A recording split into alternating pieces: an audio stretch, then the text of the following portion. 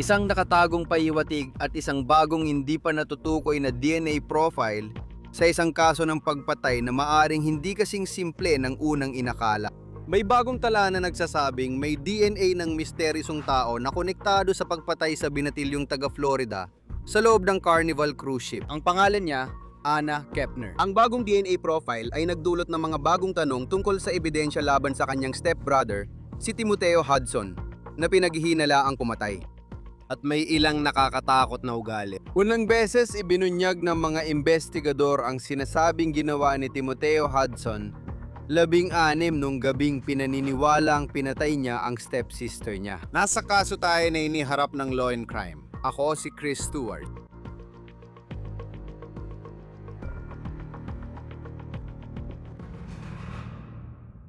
Ilang buwan nang lihim ang detalye ng mga investigador tungkol sa nangyari sa Carnival cruise ship nung namatay si Anna Kepner. 18, malaking misteryo ito. Ngayon, ang bagong bukas na dokumento ng korte ay malinaw na nagpapakita ng investigasyon ng FBI at naglalantad ng detalye na nagbubukas ng bagong tanong sa nakakagulat na kaso. Ngayon, ang ilan sa mga detalyeng yon ay hindi inaasahan. Si Timothy Hudson ay dumating sa Miami nung nakaraang linggo para sa pagdinig kung mananatili siyang nakakulong bago ang paglilitis. 16 na taong gulang siya, halos walang emosyon habang pumapasok sa korte kasama ang kanyang ama. Ngayon, sa kabila ng kinakaharap ng mga kaso, kabilang ang pagpatay at sexual na pang-aabuso, ang 16 na taong gulang na ito ay hindi nakakulong. Siya ay naninirahan kasama ang mga kamag-anak sa ilalim ng mga kondisyon na itinakda ng korte. Dahil si Hudson ay kinasuhan bilang menor de edad, karamihan sa kaso at investigasyon ay isinara sa publiko. Pero ngayon ay nililitis na siya sa korte para sa mga matatanda at malaking bahagi ng investigasyon ay isinapubliko sa unang pagkakataon. Ang mga dokumentong yon na mahigit 140 pahina ay nagpapakita ng pinaniniwala ang nangyari sa cruise ship ayon sa mga investigador. Ibinunyag din nila ang bagong ebidensya, mga bagong timeline at isang nakakagulat na pangyayari kaugnay ng ebidensyang DNA na ngayon lang nalaman. Kaya talakayin natin kung ano ang sinasabi ng mga autoridad na nangyari. At titingnan din natin ang ilan sa mga bagong inilabas na impormasyon na ngayon lang lumalabas. Para maintindihan ang kwentong ito, balikan ang simula noong Nobyembre 2 ng nakaraang taon. Doon nagsimula nang sumakay sina Anna Kepner at pamilya sa Carnival cruise ship sa Miami na sana'y magandang bakasyon. Pero ang mga tirahan sa loob ng cruise ship na ito ay talagang kapansin-pansin sa kasong ito. Ang 18 taong gulang na si Anna ay nakikihati ng kabina sa kanyang 13 taong gulang na half-brother at 16 na taong gulang na step-brother. Timoteo Hudson ang pangalan ng 16 anyos na yon. Ngayon, sa kabila ng pasilyo, nandoon si Christopher Kepner, ang ama ni Anna, at ang kanyang asawa na si Chantel, na siyang tunay na ina ni Timoteo Hudson. May 2 minyor de edad na stepsister si Anna na nananatili sa kwarto kasama ng mga magulang. Sa kabuuan, naging normal ang cruise na ito. Naglayag ang pamilya sakay ng barko sa iba't ibang lugar sa Caribbean, tulad ng Cozumel, Mexico. Pero nung ikapito ng Nobyembre, naging isang trahedya ang kwentong ito.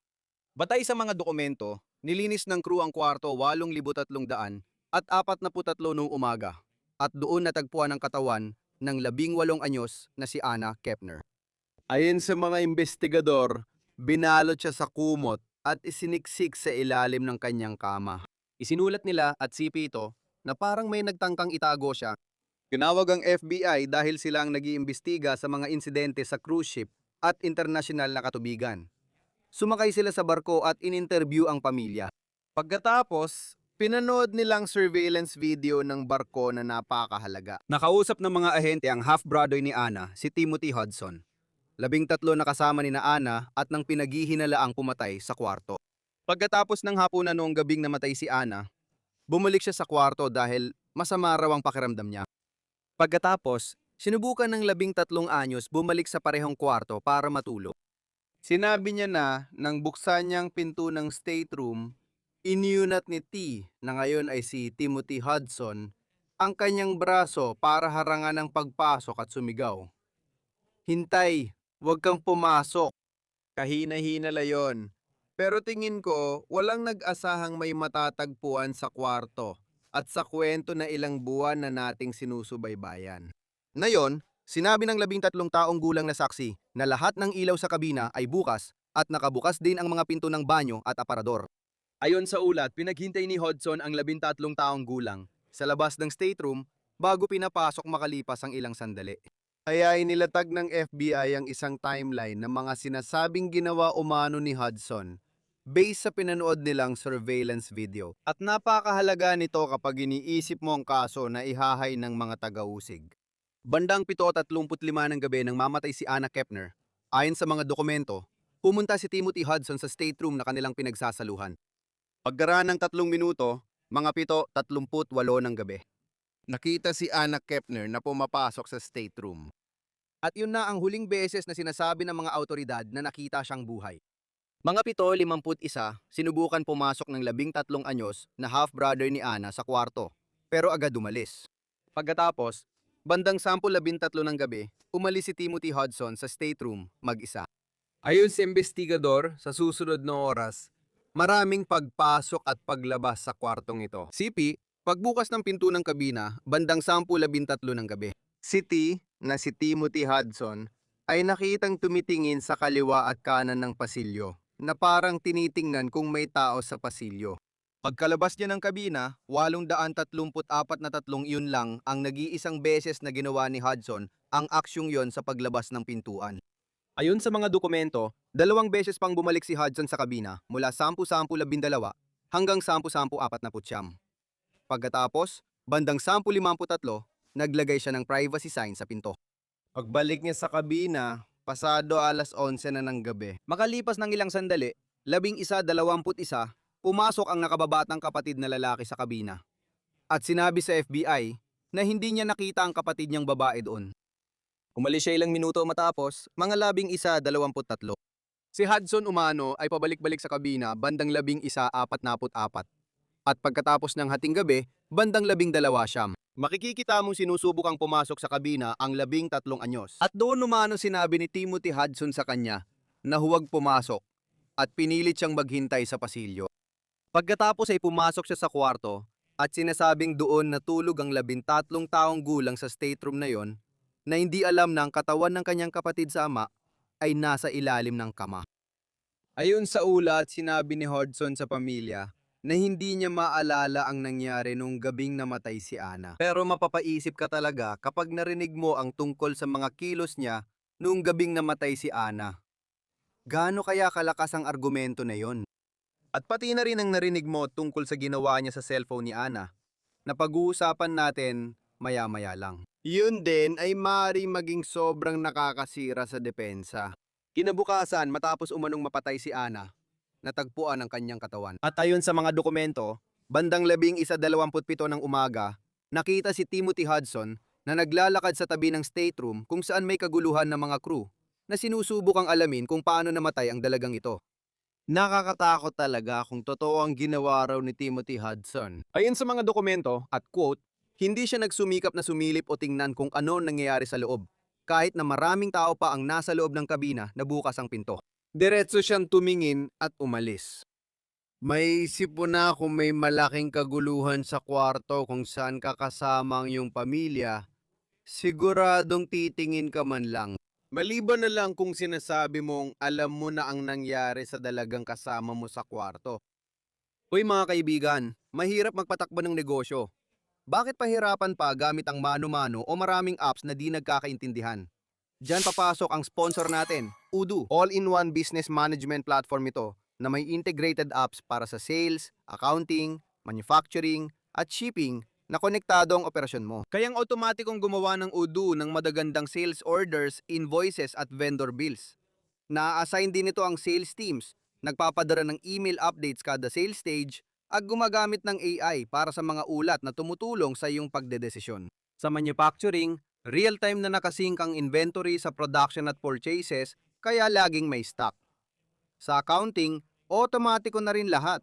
Kaya nang Odoo gumawa ng invoice, mag-track ng gastusin at mag-summarize ng data gamit ang AI para makatipid ka ng oras. At ang pinakamagandang bahagi, pwede mong piliin ang mga app na gusto mo at gumawa pa ng custom na workflows kaya talagang akma ito sa pangangailangan ng negosyo mo. Iangat ang negosyo mo sa susunod na antas sa libreng konsultasyon sa isang eksperto sa Odoo sa odoo.com/OTC.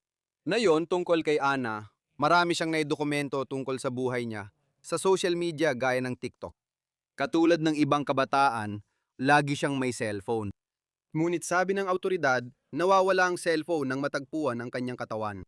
Ayon sa FBI, nahanap nila ang cellphone niya sa lost and found ng barko. Isang crew member ang nagsabing natagpuan nila ito sa basurahan, wasak at sira ang cellphone. Heto pa ang ilang detalye mula sa investigador. Sa surveillance video, makikitang umano si Timothy Hudson na umalis ng kanyang kabina siyam 26 ng umaga, kinabukasan matapos mapatay si Kepner, at bumalik siyam 48 ng umaga. Umalis siya ng kabina ng siyam 50 at ayon sa otoridad, parang may hawak siyang isang bagay. Sinundan siya ng mga autoridad sa uhan ng CCTV. Nakita nila na siyam 52 ng umaga umano'y ipinasok ni Timothy Hudson ang kanyang mga kamay sa basurahan kung saan natagpuan ang telepono ni Anna Kepner. Ang FBI, bukod sa pagkakaroon ng CCTV footage, nakuha rin nila ang GPS ng telepono ni Anna at nakikita nila kung saan mga router ito kumukonekta sa barko. Ayon sa FBI, natuntun nila ang telepono at nakita nilang gumalaw ito sa parehong ruta ni Timothy Hudson papunta sa basurahan. Kaya siya raw ang kumuha ng telepono ni Anna. Matapos niya raw patayin, itinapon niya ito sa basurahan. Naglalaman ng mga dokumento ng detalye kung paano nalaman ng autoridad ang sexual na abuso kay Anna Kepner. Ngayon, ang mga detalye ng bahaging yon ng kwento, sa tingin ko ay napakahalaga pagdating sa kasong ito at sa mga kasong kinakaharap ni Timothy Hudson. Pero sa totoo lang, masyado silang graphic para pag-usapan dito. Pero kaugnay ng DNA, nagkaroon ng malaking twist sa kasong ito. Bago ko talakayin ito, gusto ko lang ipaalam na lahat ng dokumento tungkol kay Anna Kepner na nabuksan ay makikita sa aming Law and Crime Plus app kung gusto ninyong tingnan. Ito ang mga alam natin.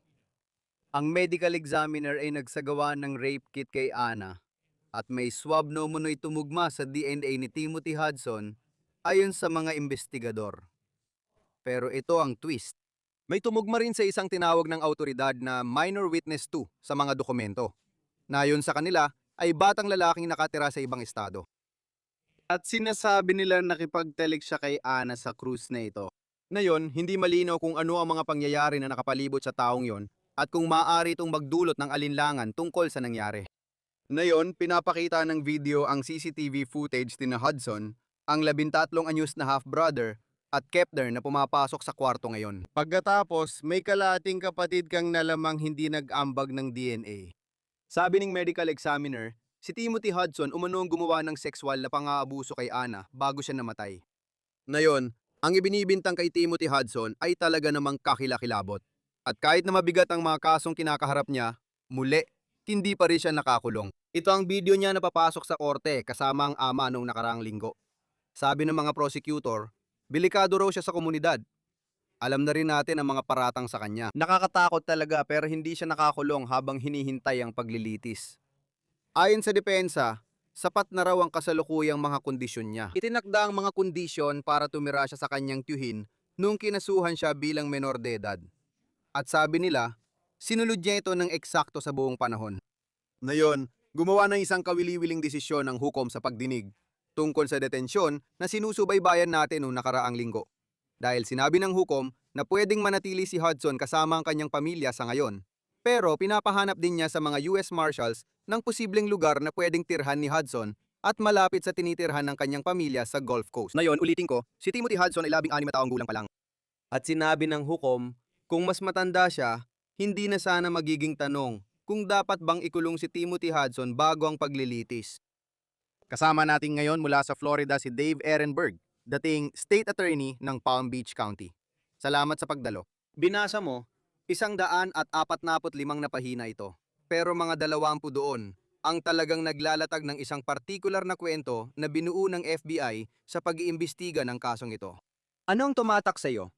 Kung ikaw ang taga-usig dito, ano ang kahulugan nito para kay Timothy Hudson?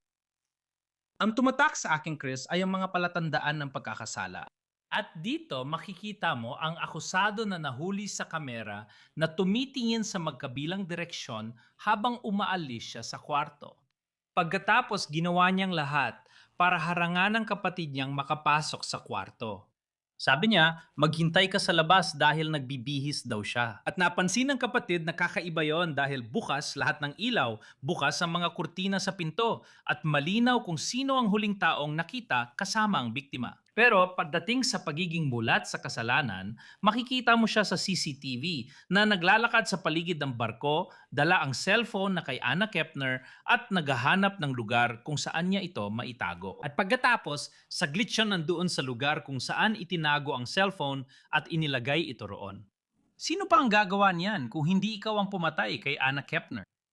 Alam mo sa part 2, parang kinabukasan na yon. Sa tingin ko mga alas ng 2:30 ng umaga. Kaya ito ay pagkatapos matagpuan ng mga crew member, ayon sa FBI, ang kanyang bangkay. Pagkatapos, mapapansin mo na lang ang kaguluhan. Sabi nila si Timothy Hudson ay dumaan sa kwarto, pero hindi talaga tumingin sa loob. Alam mo yon, ibig kong sabihin, ito ang kwartong tinutuluyan niya, ayon sa kanila. At parang dumaan lang siya at hindi talaga tumingin. Alam mo yon, diretso lang ang tingin niya habang dumadaan siya. Kasabay nito, alam mo, napaka-subjective ng body language. Alam mo, iba-ibang ibig sabihin nito depende sa pananaw mo. Halimbawa, paano ito tinitingnan ng korte ang ganitong impormasyon? Tulad ng gaano kaya kalaki ang posibilidad na mapasama ang alinman dun sa paglilitis kung saan, alam mo, maaring tingnan yon ng isang hurado at sabihin, sige, baka siya, alam mo, sa kung anong dahilan, tumitingin sa ibang direksyon. O baka tumitingin siya palabas ng kwarto dahil may iba pang nangyayari. Kung usapan ay pagiging sobrang subjective, gaano kalaki ang tsansa na maisama ang mga iyon sa gustong sabihin ng mga piskal? Ang tanong, may kaugnayan ba ang ebidensya? Kung oo, tatanggapin ito. Nasa hurado na ang pagbuo ng puzzle gamit ang mga piraso nito. Sino ang huling taong nakita kasama si Anna Kepner? Nariyan din lahat ng forensic ebidensya. Nandyan lahat ng ebidensya ng kanyang pagpatay at sexual na pag-atake. Pero sa pagpapakita ng kamalayan sa pagkakasala, makikita mo siya sa video na palingalinga at naghahanap ng basurahan para itapon ang telepono niya. Nasa lugar siya kung saan nakita ang telepono, siya rin ang naglagay nito doon.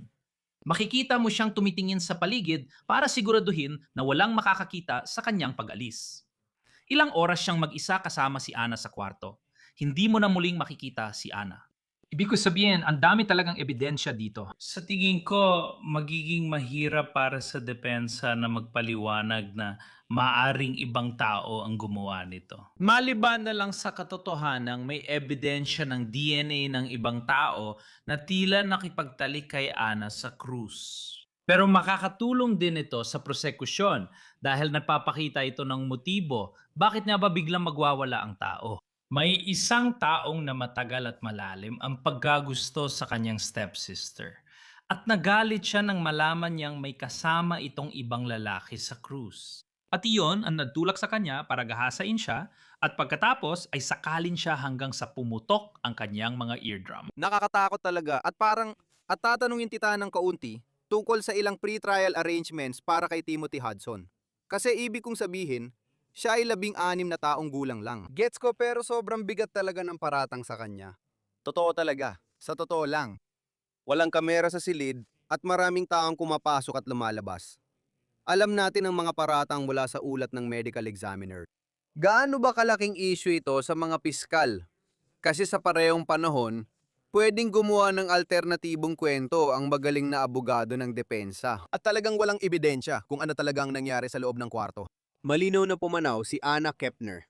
Pero tungkol sa mga nangyari bago yon, kung may pagtatalo o kusang loob na nangyari, walang video na nagpapatunay na hindi ito naganap. Siguradong dahil nahanap ang DNA ng akusado kay Anna, ang magiging argumento ay kusang loob ang nangyaring sexual na pang-aabuso. Hindi ko alam ang sasabihin nila sa pagpatay, pero tiyak na aaminin nilang kusang loob ang sexual na pang-aabuso. Pero pinabubulaanan ng ebidensya yon dahil natagpuan ang kanyang panloob sa loob niya na nakabuhol. At iyon ay tugma sa isang marahas at hindi kusang loob na sexual na pang-aabuso. Gayun din, namatay siya dahil sa pagkakasakal. Ibig ko sabihin, sobrang tindi at sobrang brutal na lumabas ang kanyang mga eardrum at may matitinding marka at palatandaan ng pasa sa leeg at pasa sa tainga. Hindi ito simpleng konsensual na pagtatalik. Sa palagay ko, walang makakapagsabi niyan. Dagdag pa, alam mo, may testimonya ka ng dating nobyo ni Ana na nagsabing kumilos ng kakaiba at nakakatakot ang akusadong ito sa paligid ni Ana noon na obsessed siya sa kanya. Alam niya yon. Parang nagbubulag-bulagan lang ang pamilya sa kabila ng lahat na nito. Oo, at alam mo, narinig mo kung paano inayos ang mga kwarto at ng mga magulang ay katapat lang ng pasilyo. Pagkatapos, may kakaibang dinamika kay Ana at sa kanyang stepbro. Kahit mukhang maganda ang relasyon ng mga magulang at lolo't lola, sabi ng mga lolo't lola, ganun nga. Parang hindi naman talaga lihim sa mga nakakakilala sa kanila na may nangyayari doon. Unang beses nakilala ang 13 anyos na kalahating kapatid na lalaki, nakasama rin sa kwarto ni na Anna Kepner at Timoteo Hudson, isang mahalagang saksi. Paano nakaapekto na palabas-pasok siya at sinabihang wag munang pumasok sa kwarto ng ilang sandali nung gabing yon? Ayon sa FBI, doon talaga siya natulog sa kwartong yon, kasama ang bangkay ni Ana sa ilalim ng kama na nakakatakot din. Paano siya magiging bahagi sa pagkukwento ng istorya sa korte? Magiging saksi siya dahil siya ang sinabihan na akusado na huwag pumasok sa kwarto sa kakaibang paraan. Doon din siya tumutuloy. At noon sinubukan ng kapatid na pumasok sa kwarto, gumawa ng kwento ang akusado na nagpapalit siya ng damit at pagkatapos ay hinarangan ng pinto. At napansin ng 13 taong gulang na kakaiba yon dahil bukas lahat ng ilaw, bukas ang mga pinto, at naalala niya kung gaano yon kaakakaiba. Maring ituro ng depensa siya bilang gumawa, pero hindi siya ang huling kasama ni Ana, hindi rin niya tinatago ang ginawa niya, at hindi sa kanya nakuha ang DNA kay Ana.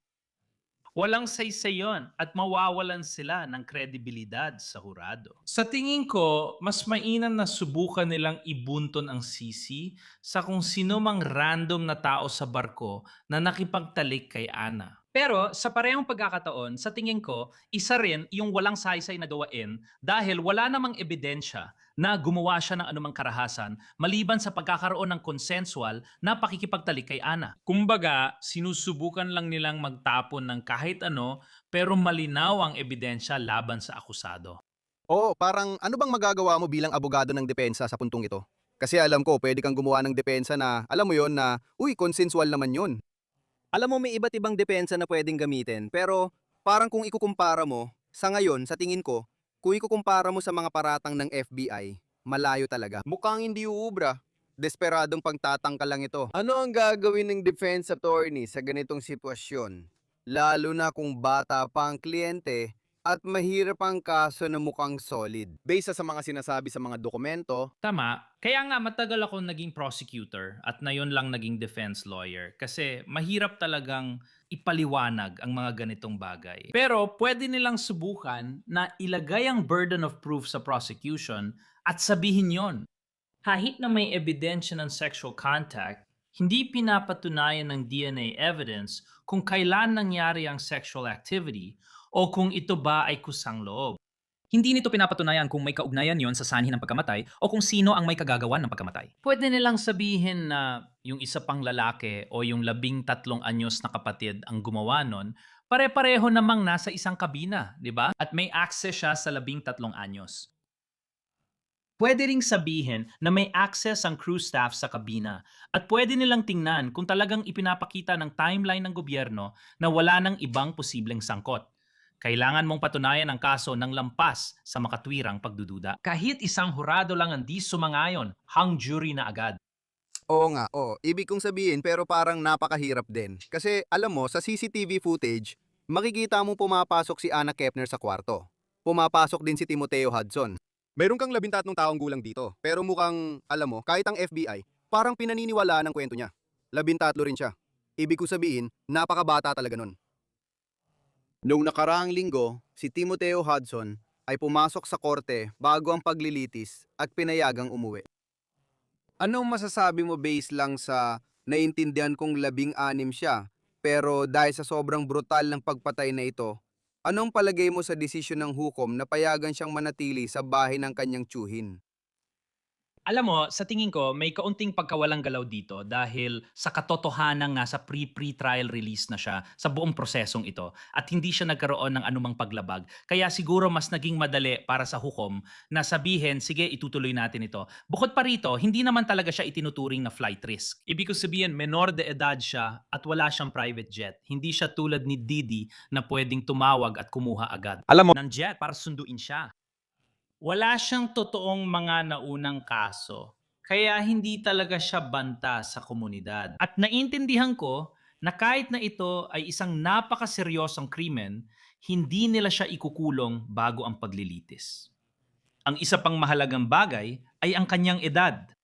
Kaya tingin ko, pinagsama-sama lahat yon, pero pwede pa rin siyang makulong dahil sa mabigat na pagpatay at sexual na pag-atake. Karaniwan, kapag adulto ang nakasuhan ng ganito, haharap sila sa pre-trial detention. Pero dahil siya ay menor de edad at dahil nakalabas siya hanggang sa puntong ito at hindi lumabag sa alinman sa mga kondisyon, dahil wala siyang mga paraan para tumakas, tingin ko malaki ang posibilidad na manatili siya sa kalagayan niya ngayon. O baka itaas nila ng konti at gawing house arrest. Pero nakikita ko mangyayari yon na iba ang magiging trato sa kanya kumpara kung siya ay isang adulto. Interesante yon. Sabi ng hukom, kung mas matanda siya, hindi na pag-uusapan kung idedetain siya bago paglilitis. Pero hindi mo pwedeng balewalain na 16 na taong gulang lang siya. Isa pang bahagi ng kwentong ito na napag-usapan ay kung may anumang precedent o batas na kaugnay dito. Siyempre, hindi naman ito ang unang beses na may masamang nangyari sa isang cruise ship. Pero meron ba? Ibig kong sabihin, gaano ka-unique ang kasong ito? Parang kung titingnan mo sa malayo, napag-usapan na natin ito ng ilang beses. May alam ka bang kasong halos kapareho ng kinakaharap natin ngayon? Interesante. Oo, ewan ko, parang laging may koneksyon ng Florida sa lahat ng bagay. parang ganun nga. Oo. Tama, may koneksyon sa Florida. Kakaiba ito dahil bihira ang ganitong karahasan sa cruise ship. Karaniwan, may nahuhulog lang. Nakita mo na yon.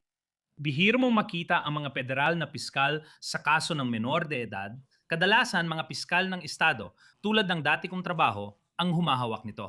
Dahil ito ay sa international waters, federal ang may jurisdiksyon at sila ang humahawak ng kaso ng menor de edad na bihirang mangyari. At kaya ito talaga ang nakakuha ng napakaraming atensyon dahil sa mga detalye, dahil napakakaiba nito sa napakaraming paraan. Pero sana ay makamit ang hustisya dito. Sa tingin ko, bahagi ng dahilan kung bakit tayo naaakit dito ay dahil may mga miyembro ng pamilya na walang kaalam-alam na hinayaan lang mangyari ito kahit ipinakita na sa kanila ang mga babala. Pinagsama pa rin sila sa isang kwarto habang nagpa-party at di pinapansin ng totoo. Sa tingin ko, nakakainis ito para sa marami at tama lang naman. Oo. Karaniwan sa ganitong kaso, makikita ang usaping sibil gaya ng kasong wrongful death. Pero sa kasong ito, dahil alam mo, ang tatay ni Anna Kepner ay nasa cruise at pati ang kanyang madrasta ay nandun din sa cruise. Halimbawa, kung may biktima at tingnan mo ang ilang pamilya, maaari mong sabihing sila ang naglagay kay Anna sa kwarto, kasama ng umano'y pumatay sa kanya. Halimbawa, sino sa panig ng sibil ang pwedeng magsampa ng kaso ng maling pagkamatay?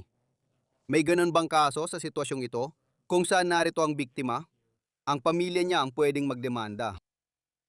Oh, well si Anna, sa tingin ko may mga tunay siyang magulang at meron din siyang mga step-parents. Kaya meron kang ganon, di ba? Kaya meron kang tunay na ama, sa tingin ko, tama yon. Pwedeng magsampa ng kaso ang tunay na ama dahil anak niya ito at ipinagkatiwala niya ang anak niya sa ina at sa stepfather tapos namatay siya. Kaya oo, pwede siyang magsampa ng kaso, pwede rin niyang subukang magsampa ng kaso laban sa Carnival Cruise Lines. Mahirap gawin yon pero yan ang klase ng masamang publicity na ayaw ng cruise line. Pwede ring mas marami pa sanang nagawa pagdating sa seguridad.